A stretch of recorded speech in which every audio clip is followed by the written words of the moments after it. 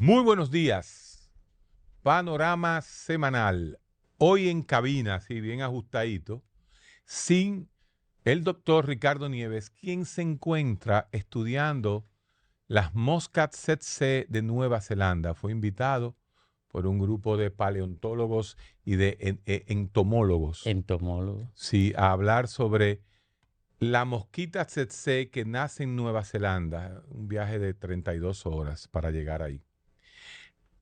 Domingo Páez. Una de las maravillas de las ciencias es la semiótica. Esa ciencia creada por de Saussure, Charles Sanders Peirce, después Humberto Eco lo trabaja. La semiótica maneja símbolos. Y una de las formas semióticas más estudiadas en el siglo XX fue la fotografía. Justamente un gran sociólogo, filósofo, Pierre Bourdieu, analizaba siempre las fotos. Pierre Bourdieu fue el que analizó la foto en la Revolución del 65, del moreno con los puños Sí. así y el M1 en la mano. Eh, Hay una foto que yo se la quiero enseñar. Por favor, producción, pónganla en... Y tómese su tiempo. Domingo, tú no la habías visto porque nosotros improvisamos el tema. No, yo no la había visto. Mira esa foto. Si no tuviera cara, ¿quién es el presidente de la República ahí? Bueno, el que está en el centro, ¿Quién le tiró esa foto? ¿Quién está en el centro? Omar Fernández. Omar Fernández. Esa foto obviamente salió en el periódico El Día en la primera página, donde parecía que Omar Fernández estaba juramentando a esos dos jóvenes. A Luis Abinader, que por cierto, por coincidencia es presidente de la República, y Jenny Berenice, que por coincidencia es la próximo ya juramentada Procuradora General de la República. Yo quisiera una interpretación hermenéutica sobre la simbología, la semiótica de esa foto. Porque te voy a dar dos cositas que me llaman la atención. El psiquiatra lo único que hace es pensar mal. Y resulta que pensando mal los psiquiatras pegamos en un 90%. Jenny Berenice y Omar Fernández son hijas de Leonel Fernández. Es más, yo escuché entre mucha gente analizando antes de que pusieran a Jenny, de que si Luis ponía a Jenny, era, y eso son las teorías de conspiración interesantes que van a hacer hoy el programa y tú lo vas a demitificar, ya, que si Luis ponía a Jenny era porque tenía un pacto definitivamente con el papá del joven que está en el mismo medio de la foto. Mira, lo primero es que Jenny Berenice ha sido colocada ahí por 2 años. 2 años. Lo que significa que no estará ahí ni en la última etapa del gobierno de Luis Abinader, ni estará ahí cuando Luis Abinader salga del gobierno. En consecuencia, esa sospecha conspiranoia, Conspiranoica. sí, conspiranoia, porque también Una conspiranoia de paranoia. de paranoia. Entonces, esa sospecha no tiene cabida en esa decisión. Ahora, lo que sí tiene cabida en la decisión es la coherencia. Pero fue una maldad del periódico El Día. Tú eres periodista. No, te voy a Dime la decir. verdad. ¿Por Bueno, qué El Día si tú pone esta quieres, foto poniendo en el mismo centro cuadriculadamente a Omar Fernández como él? Y que fíjense que Omar en la foto está delante de los otros tres. mira, Se nota que está delante. mira, Es un Photoshop. alguien en el día la puso. No se me ocurre José Monegro, porque José Monegro no está con Leonel Fernández. Y los dueños del Día están con Leonel. Bueno, pueden tener alguna simpatía con Leonel Les Fernández, encanta pero Leonel. es subsidiaria. Grandes amigos de Leonel. Oye, es subsidiaria. Es segundo. Leonel Fernández es la segunda opción del grupo Corripio. La primera es ¿Quién? David Collado. ¿Cómo? Así es. Por aquí se han dicho cosas muy importantes. David Collado es la primera opción de la élite empresarial dominicana. La misma élite que chupó de ese seno fructuoso de Leonel Fernández durante 12 años. Así mismo es. ¿Por qué? Porque Qué mal agradecidos. no, no, no es mal agradecido, es porque Leonel Fernández creó un mosaico político empresarial que comenzó a hacer competencia de empresarios dominicanos. Ok. ¿Cómo? Bueno, te lo explico. Por ejemplo, Víctor Díaz Rúa se consideraba con tanto poder económico que dijo en algún momento que él tenía más cuarto que Juan Vicini. Y yo no sé si tú conoces de esto, pero yo sí lo conozco. Lo conozco a los dos. Soy Ol- amigo de los dos. No, pero yo, Saludé a Víctor en el juego de baloncesto ahora el pasado pues, lunes contra Nicaragua. pues yo me siento amigo de Juan Vicini. De Víctor no. Porque Víctor presionó a un juez, y eso está consignado, eso no es un chisme, porque eso está consignado en un expediente. Presionó a un juez para que tomara una decisión judicial en contra mía, a pesar de que esa decisión iba contra la justicia y contra la ley. Con el caso aquel. Sí, Pues, pero tú me lo has dicho y no lo hubiera saludado entonces. no. Lo hizo y después fue tan irresponsable que lo negó, pero está en un expediente. ¿Por qué? Porque después ese mismo juez sometió a esa gente a la justicia por difamación e hizo contar en el expediente que Víctor, el jefe de la policía de entonces, y hizo contar todo lo que lo presionaron desde el gobierno del PLD en contra mía, siendo yo la víctima de difamación. Bueno, pero no. Lo que quiero decir es que me siento amigo de Juan Vicini, pero no me siento amigo de Víctor Díaz Rúa. Y si se quiere, hasta tengo deuda de gratitud con Juan Vicini. Pero la élite empresarial dominicana está con David Collado. Y esa foto o fue para echar una vaina, Eso fue mucho una vaina, o seguro. fue para echar una vaina. Eso fue Monegro que ha hecho una vaina. Monegro es un vainero, No, pero es que la foto está. por práctica. Pero Domingo, mira esa foto está del Sí, carajo. es un vainero y él le echó una vaina. ¿Por qué? Porque Un saludo a Monegro, ¿no? el fotógrafo que tomó esa foto hizo por lo menos 15 tomas. 136 tomas. Ajá. 15 o 20 tomas por lo menos hizo. Y, por ejemplo, ¿cuál era la foto que iba ahí?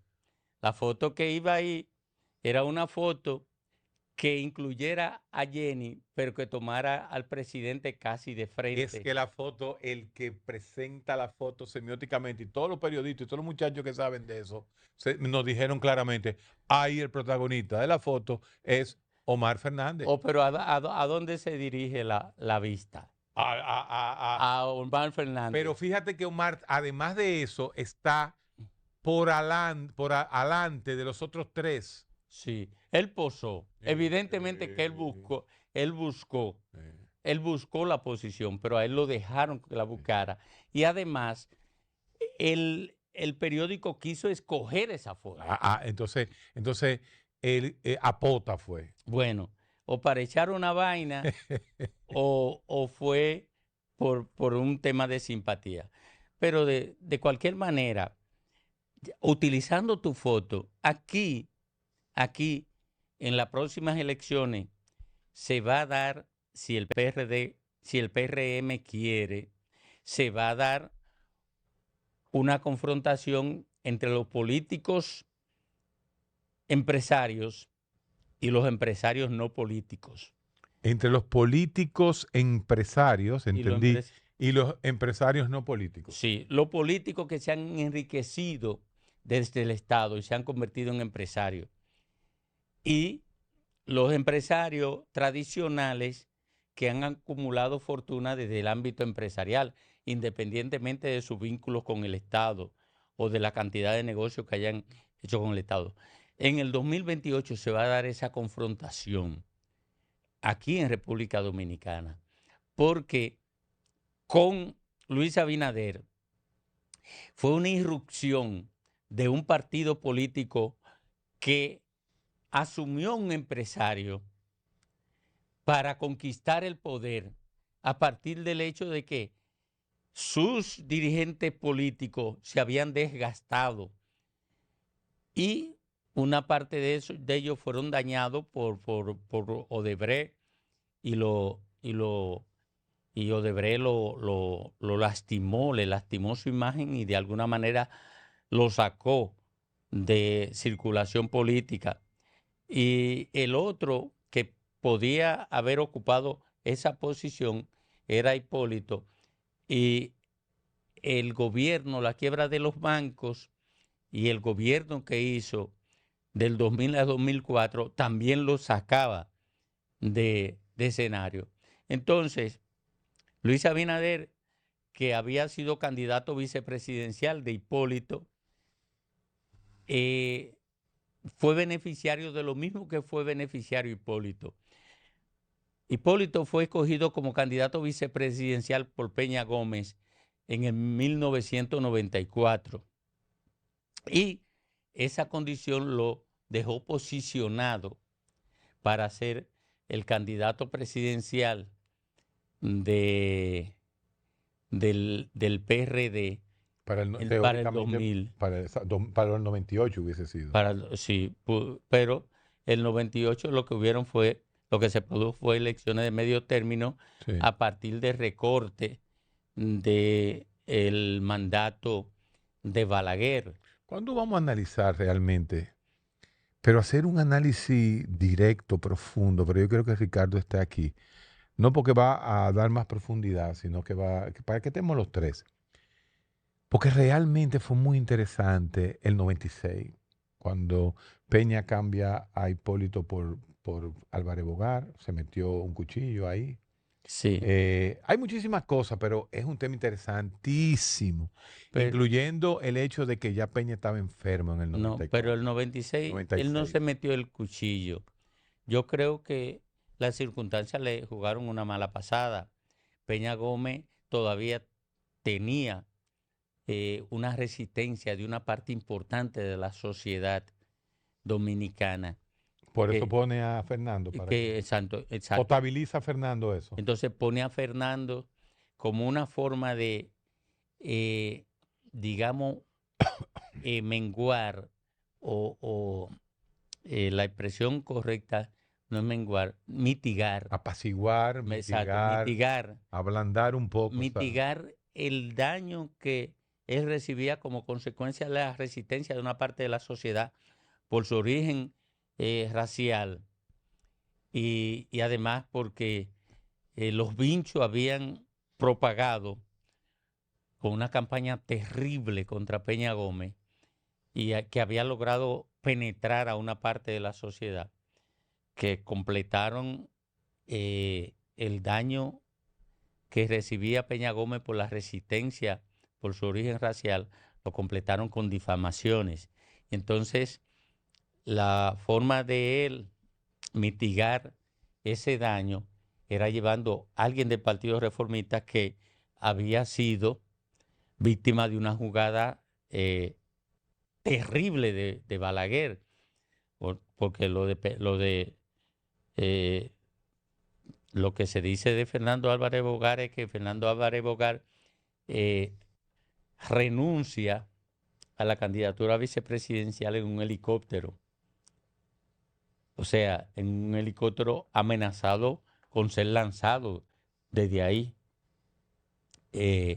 Y yo no voy a decir a quién se dice que Eso fue cuando que renunciaba a la candidatura vicepresidencial con Balaguer. con Balaguer, que se le había impuesto a Balaguer. Déjalo ahí.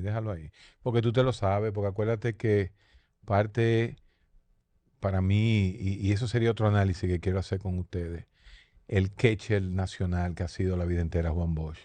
Y fue tanto así que en el mismo 96, cuando se levantó la mano con Balaguer, le dio la razón a todo el que el que siempre tuvo sospechas de Juan Bosch. Bueno, Después de esta pausa, pero no nos vamos a yo meter ahí porque tengo no vamos una a pelear teoría hoy. distinta. Porque No, mucho que gozaste tú, no, todo lo que le dijo Vincho a Peña. no, Ay, hombre, lo no, gozaron. hombre, no. Todos los Mira, PLDistas lo gozaron. lo que pasa es, Pues querían llegar al poder, yo no no, lo que entiendo. pasa es, Déjalo ahí, no nos metamos ahí. lo que pasa es que ya en esa época, incluso yo había tenido contacto con Peña y todo eso. En esa época, eh, yo ya comenzaba a cimentar mi condición de libre pensador dentro del PLD. Es Lo más, cual no existía. te voy a hacer una revelación. Revélame. Oye, y está ahí Tú sabes que Rafaelito revelación, Albuquerque. tú sabes que revelación y apocalipsis es lo mismo, así que ten cuidado con lo que Oye, tú digas. ahí está Rafaelito Albuquerque, que puede mentirme. El tío Rafaelito. En el 1982, yo encabecé un grupo que le hizo un juicio político a la dirección media del Francis Camaño. Y ahí están muchos de los protagonistas, y ninguno ha muerto. Sin Oye, embargo, ya todo lo que yo le decía a tío murieron. oye, le hice un juicio Ah, no, político, que Euclides también. le hice un juicio político, le hicimos un juicio político, no fui yo era uno de los 5 secretarios generales del comité de base. Le hicimos un juicio político a la dirección media y ellos convencieron a Rafaelito de que yo formaba parte de un grupo que se oponía a él. Yo era parte del grupo de Norge Botello en el 82. No reboté. Oye, yo nunca le había dado la mano Ese a sí Norge se fue de Botello. tiempo. Mira, yo nunca le había dado la mano a Norge Botello. Y a mí me acusaron de encabezar un equipo en contra de Rafaelito, que era el secretario general. Rafaelito fue y se lo dijo a Juan Bosch. Y entonces intervinieron en el comité intermedio. En esa intervención estaba Danilo Medina, entre los 3 que intervinieron en ese intermedio. Honrosamente, ¿a ti te votaron o tú te fuiste? Tipo No. la luz. ¿Eh? ¿A ti te votaron o tú te fuiste del PLD? ¿Qué dijo la luz? No, que la luz se fue. Lo votaron. No, No, él renunció. a él lo votaron, yo me fui. O sea, que tuvo más honor que lo votaran. Yo no sé si eso para ti es más honroso. Oh, claro que sí. Claro que sí. Después de esta pausa, hoy es un programa, porque nosotros no vamos a hablar del discurso presidencial, pues ya eso lo batieron esa vaina entre el viernes y el sábado. Óyeme, Domingo, manito, el mundo no está bien. Bueno, yo creo que anda patas arriba. El mundo no está bien, o los que están gobernando el mundo están jodones, pero yo quiero que tú me hables un poquito de cómo tú ves la perspectiva de este mundo. No, tú vas a hablar más que yo y te voy a decir por qué. Déjalo ahí, Te después voy de a esta decir pausa. por qué. Después de esta pausa. Continuamos en este panorama semanal. Panorama semanal especial sin Ricardo. Sin Ricardo, que está en Nueva Zelanda con un grupo de entomólogos. Estudiando mosca. Estudiando moscas. Con un matamosca y una vaina. Sí, ¿Qué es lo que está pasando en el mundo? él anda con una red para atrapar Déjame moscas. decirte que nosotros relajando con Nueva Zelanda. Hasta en Nueva Zelanda, una de las zonas más liberales del mundo y que una apertura de pensamiento enorme. Los otros días, hace como una semana, a una pequeña caravana gay, un desfilito eso, no hay vaina que le guste más que desfilar con un maricón, salió un grupo de jugadores de rugby, de esos que hacen, y le bloquearon la vaina. Entonces, ¿cómo diablos este mundo en menos de 30 años, donde se han conseguido tantos derechos para las minorías, pero que también se sobrepasaron y hubo un libertinaje de esos derechos de esa minoría, y eso lo estamos pagando ahora? Porque estas son las consecuencias de este reflujo conservador hiper de derecha que existe en este momento. Mira, una de las cosas que mayor satisfacción me ha dado a mí fue encontrarme contigo y con Ricardo. Y sobre todo, te lo he dicho en otras ocasiones, entrar al mundo de la filosofía y de la sociología profunda. No de la sociología de República Dominicana, de hablar pendejada y de... yo siempre dije, hasta entrar al mundo de la sociología europea, siempre dije que ser sociólogo era hacer 4 chistes y 9 cuentos. Porque el individuo que más muletilla usa como cuentos o chiste es el sociólogo. Fíjate Y es que, y normal, eso que tú dijiste, el primer sociólogo que impactó en la televisión lo hacía donde parte de su contenido era chistoso, claro, que era Teófilo Barreiro. Teófilo Barreiro. Teófilo, que era un excelente conocedor, no tanto de la política, él era más del dominicano, o sea, de la Sí, cotidianidad de la cultura y de dominicana. la cultura Era un dominicana. especialista y él se sentía y lo era. Un Diferente especialista, a Cándido, que Cándido ya es más profundo, no, más más filosófico, más filosófico, investigador, más investigador, más mucho más filosófico, investigador. más filosófico. Porque el sociólogo está siempre, siempre bordeando la frontera del filósofo. Sí, no, claro. Igual que la psicología. Psicología y sociología salen de una... son ramas de la filosofía, Claro, podríamos porque llegar a decir, aunque... lo que hace la psicología es sintetizar en el individuo lo que la sociología amplía hacia la sociedad. Así es. Mira, pero bien, lo que decía era que agradecía eso porque me permitía interpretar acontecimientos que yo no estaba en capacidad de interpretar En en otra otras época. épocas, antes de eso.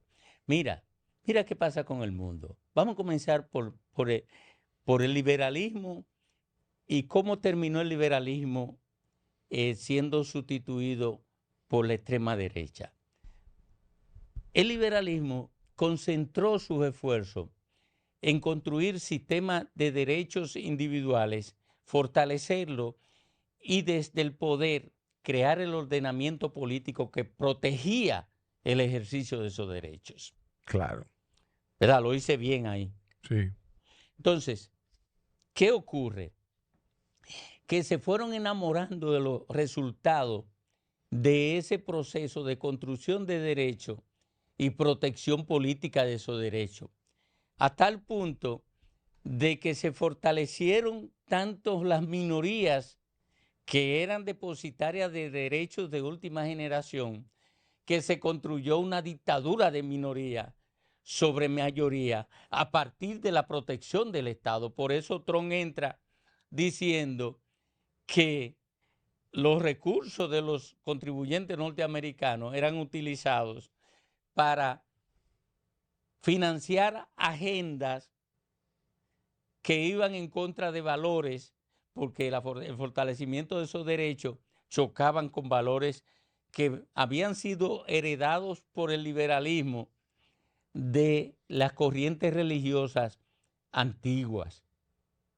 Entonces, los valores, por ejemplo, de la imposición de los géneros conforme con normativas limitantes, o macho o hembra, o varón o mujer. Entonces, surgen como consecuencia de ese fanatismo del liberalismo de proteger los derechos de última generación. Entonces surgen grandes otros preguntas. Primero surgieron grandes preguntas. Sí, Hay que decir los tres pilares del liberalismo.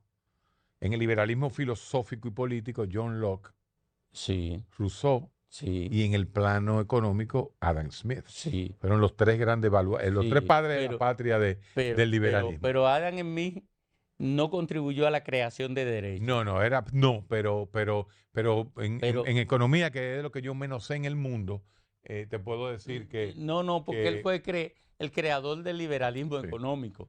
Y el liberalismo económico sirvió de base, valga la repetición, de base económica al liberalismo político y al liberalismo social, que la gente no se dedica a observar el liberalismo social, pero en el liberalismo social es que se crean las necesidades de derecho que después el liberalismo político los institucionaliza. déjame decirte que desde el punto de vista cerebral, se han encontrado cerebros diferentes entre los liberales y los conservadores. Claro. Entonces, sigue ahí, para yo caerte atrás en el plano filosófico-social, no social, porque yo no soy sociólogo, ni historiador, sino, pero en el plano filosófico social para darte respuesta a donde tú vas. Pues yo soy un sociólogo, Político. no, un sociólogo alumno de Cándido Mercedes. Ah, bien. Alumno de Cándido Mercedes. Bueno, pues Todos somos alumnos de Cándido. todo, tú también. Es que cuando... Nieves dice que no es alumno de No, Cándido. pero Nieves es un narcisista, además En de eso dice que estar Cándido estudiando. Mercedes no tiene nivel para ser maestro de él. Yo cada vez que leo un artículo de Cándido Mercedes lo saco, lo explico, busco los autores. Porque para mí, todos los escritores que más autores te disparan en menos de 10 párrafos son Cándido Mercedes. Bueno, ahora está duro Ricardo Nieves en eso. Sí. Hay que dársela. Hay que, sí, sí. Y Yo te creo faltó que uno. ¿Quién? Y Leonte Brea. Leonte Brea. Leonte, Bueno, pero en el libro de Leonte Leonte, en el libro de Leonte hay 600 referencias. Antología política. Exactamente. El que quiera, Manejo del poder. exacto, Él es el Foucault dominicano. el que quiera ser dueño de antología política que le caiga atrás A Leonte Brea. El Foucault dominicano. el Foucault dominicano. Bueno, pero lo que quiero decirte es que ese fanatismo del liberalismo por la protección de derechos de última generación hizo que llegara a la conclusión de que el género es una construcción social para poder darle fundamento al derecho de un tercer género. Ujú. O sea que, como era una construcción social, podía ser deconstruido. O sea, y eso, Así es. y eso es casi una aberración. Eso es posmodernismo puro. O sea, podría ser deconstruido. Y ahí la ultraderecha atrapa al liberalismo. No solamente lo atrapa, lo entrampa. Bueno, pues lo entra. Lo entrampa porque la ignorancia fanática de izquierda no entendía la inexorabilidad biológica del XX y el XY.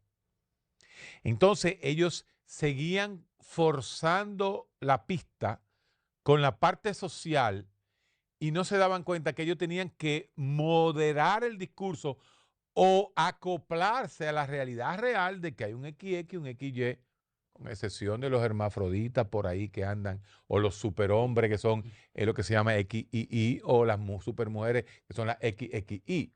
Pero lo que te quiero decir es que no solamente es el instinto de conservación del conservador que te lleva a reaccionar tan radical con la derecha, sino también la estupidez e ignorancia de los discursos hiperliberales. Correcto. Entonces, ¿qué pasa? Que definieron la protección de derechos de última generación como una religión. Sí mismo es. Y como lo definieron como una religión, fueron atrapados por otra religión. Los ultraderechistas se dieron cuenta de ese sesgo y se dieron cuenta de que ellos seguían siendo minoría, los receptores de la protección de esos derechos seguían siendo minoría y que había una mayoría que quedaba sin expresión política y que esa mayoría, sin embargo, era la que construía el poder político a partir de la votación, a partir del voto.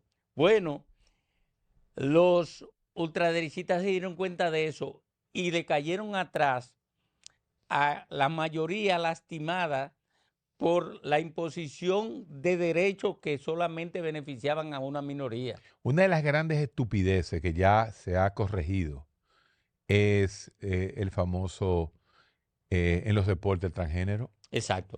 Poner a un hombre que se convirtió en mujer por género social, biológicamente peleando con una mujer. Claro. Eso, o sea, un XY tiene una conformación muscular que no entiende de género, pero el XX tiene otra, no hay forma. Entonces ahí es que yo digo, no solamente fue esa aberración, es que se convirtieron los izquierdistas en unos estúpidos, ignorantes de la realidad real. Claro.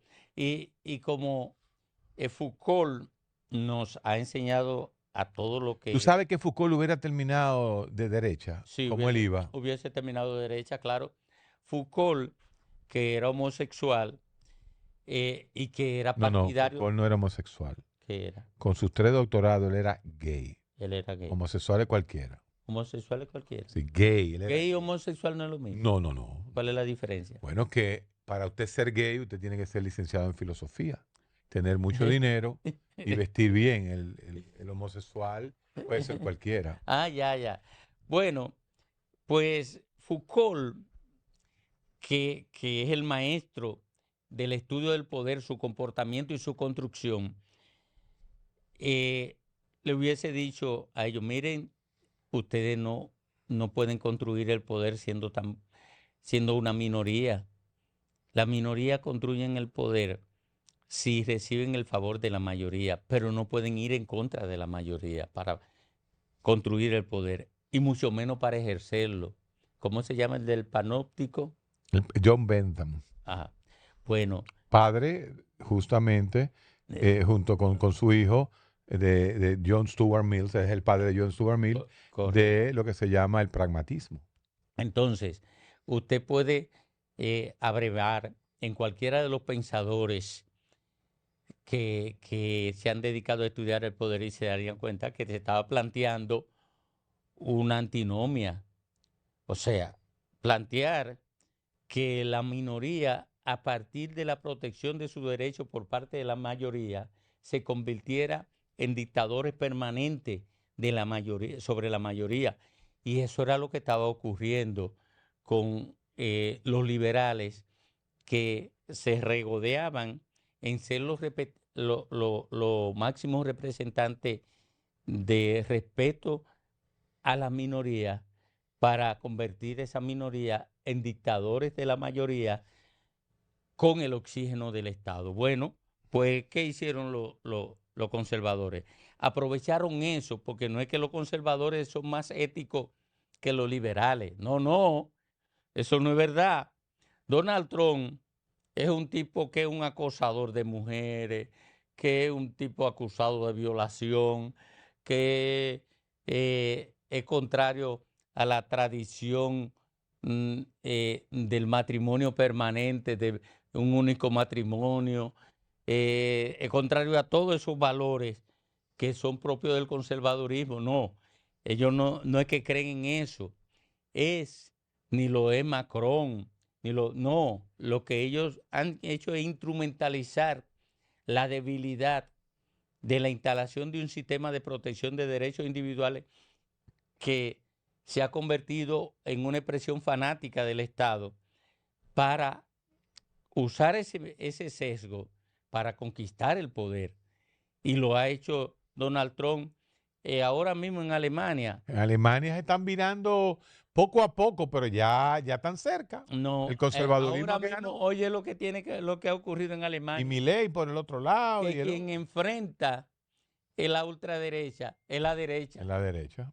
¿Por qué? Porque la derecha teme que la ultraderecha lo desplace, porque lo va a desplazar Ya viene. Sí. como va el proceso. Bueno, Ya el saludito lo van a dejar hacer eh, allá eh, en Alemania. bueno, yo no creo que lo deje hacer, lo Ya dejen hacer viene, ya todavía. viene. Óyeme, Oye, lo vamos a ver. no creo que lo deje hacer la Ay, derecha. papá.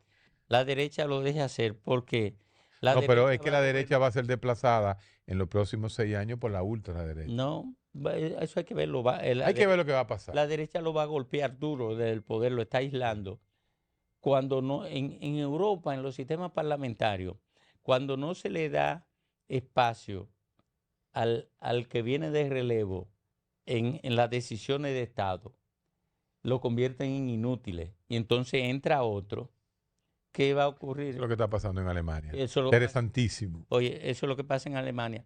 Entonces, lo que está pasando en el mundo es eso. Y eso conduce a, a la creación de un nuevo orden internacional, con la irrupción en Estados Unidos de un hombre de derecha que está utilizando eficientemente ese sesgo del liberalismo político que se llevó hasta el extremo en Estados Unidos para golpearlo, consolidar su poder a partir de una sombrilla supuestamente moralista que responde a lo que es el pensamiento ideológico de la mayoría. Después de esta pausa, Vámonos no, con el sí, orden internacional. no, te tengo que preguntar algo sobre el internacionalismo porque no estoy entendiendo, o sea,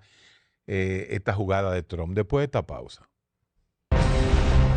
Señores, lo de Donald Trump, como se dice, Donald Trump no le coge corte a nada ni a nadie. Y entonces ese discurso pragmático, antiempático, poco humanista, pero muy de hechos, hace que yo me aterrorice. Yo dije, pero, concho, ¿para dónde que va?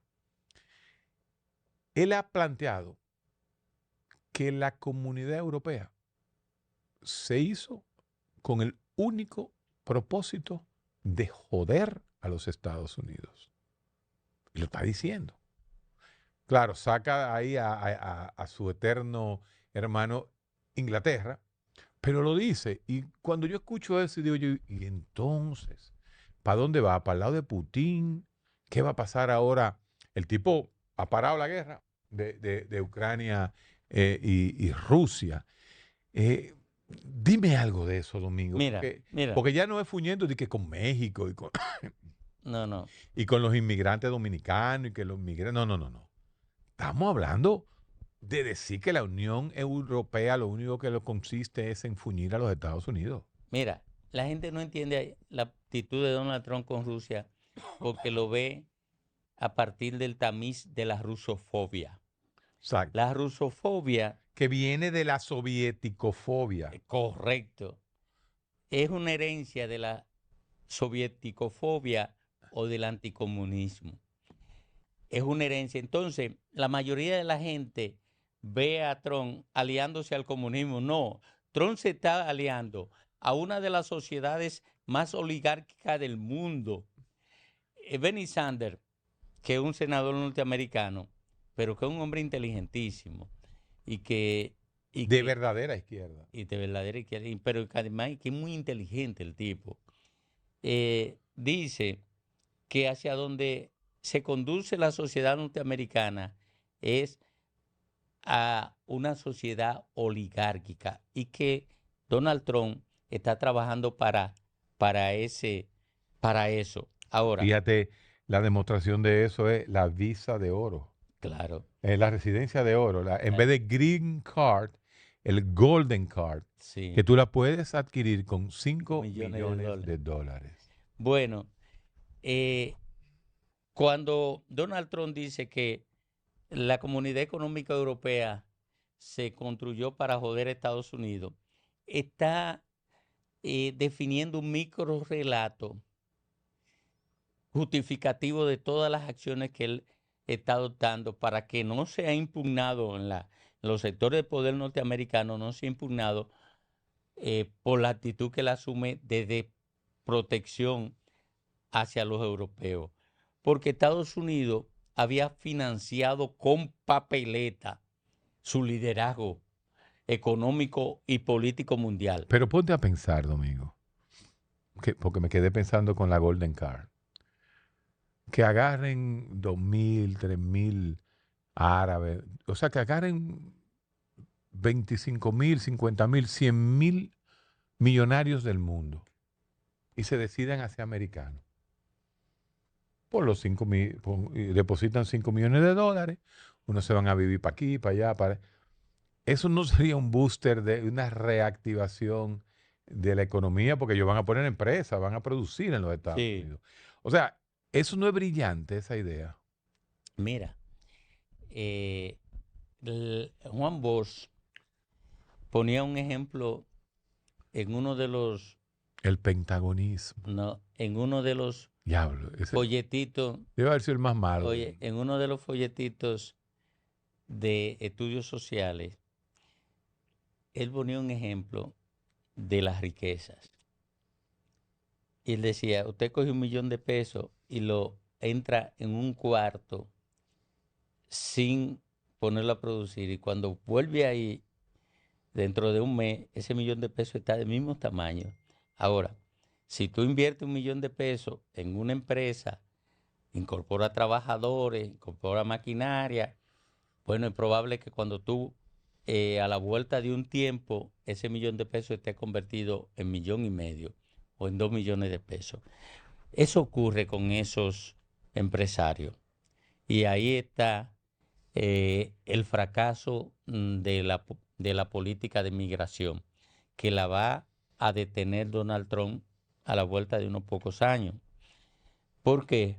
Porque para que esos 5 millones de dólares se reproduzcan necesitan mano de obra. Y la mano de obra es inmigrante. Y la mano de obra es inmigrante. Eso sí, eso. La economía norteamericana después de la Segunda Guerra Mundial se convirtió en la potencia que se convirtió por la cantidad de inmigrantes que fueron a Claro, ofrecer su mano de obra, claro.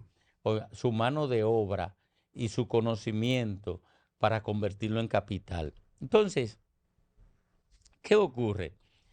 Esas son acciones de Donald Trump que tienen efectos destello, de duración momentánea, porque Donald Trump se hizo acompañar de Elon Musk, un hombre que es un gurú de la tecnología, pero se dedicó a estudiar el comportamiento de las redes sociales antes de adquirir a Twitter y convertirla en X. ¿Y qué es lo que está haciendo Donald Trump? Donald Trump está convirtiéndose en el centro de atención del mundo. Todo el mundo está pendiente de lo que Donald Trump va a anunciar hoy. Mira, nosotros estamos grabando este programa el miércoles. Bueno, ¿quiere que te diga una cosa? Hoy miércoles Donald Trump ha anunciado que pausa los aranceles a México y a Canadá por otro mes y anuncia que va a imponer aranceles del 25% a la Unión Europea.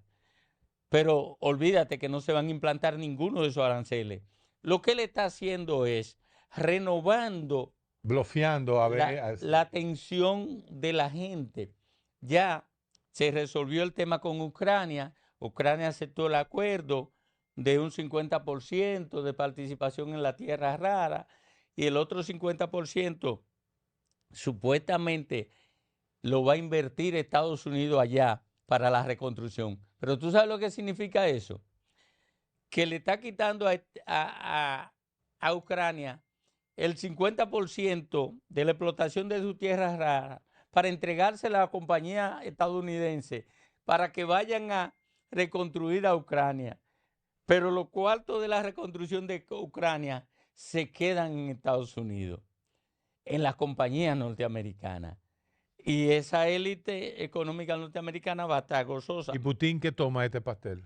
Bueno, Putin lo primero es que resuelve el tema de la guerra. El gasto Se de la queda con los territorios ocupados. Ok. Ucrania no entra a la OTAN, que era lo que él quería. Ok. Y él sale ganando porque el costo de su guerra Sí, ya lo estaba. no se le queda con esos territorios, porque tanto Ucrania como Rusia tienen un problema de la productividad de sus mujeres. Rusia anda por 1,2%, No están pariendo. 1,2 niños por mujeres. Que Entonces, no mantiene una población. entonces que no hace Rusia crecer una población. necesita, lo que gana Rusia es más población para incorporarla a su economía. Y esa franja del este de Ucrania, aparte de su acceso al Mar Negro, que lo consigue a través de Donbass. Claro. De Donbass. Bueno, ahí Rusia se gana eso, Estados Unidos se gana todo lo que se invierte y se lleva también el pastel de la tierra rara para coger esos minerales y financiar la construcción de los aparatitos de última generación. En otras palabras, el único que perdió fue Ucrania al final de todo. Así es. Y estamos frente a un nuevo orden mundial en el que Estados Unidos se repliega, Europa queda fragmentada porque ya no tiene alguien que garantice su unidad. Tú verás a Alemania saliéndose, ya Alemania no es el motor económico de Europa. No. Oye, porque Alemania O fue... sea, ¿tú crees que le queda poco a la comunidad europea? Sí, hombre, sí, va a fragmentarse. Alemania va a tener que volver a la mano de Rusia para conseguir gas barato porque al perder el suministro de gas, su economía fue lastimada Estimado. grandemente, paralelamente con el hecho de que nunca invirtió en el desarrollo de los autos electrónicos y se le fue China delante y China entró a toda Europa con su auto eléctrico más barato Sí. y Guabinó. desguabinó la industria automotriz alemana. Al final, si ya Trump le dice a la comunidad europea que son enemigos de él, si ya Trump le importa un carajo a la comunidad europea, si ya Alemania está desguabinada económicamente, la teoría de la desoccidentalización es una realidad.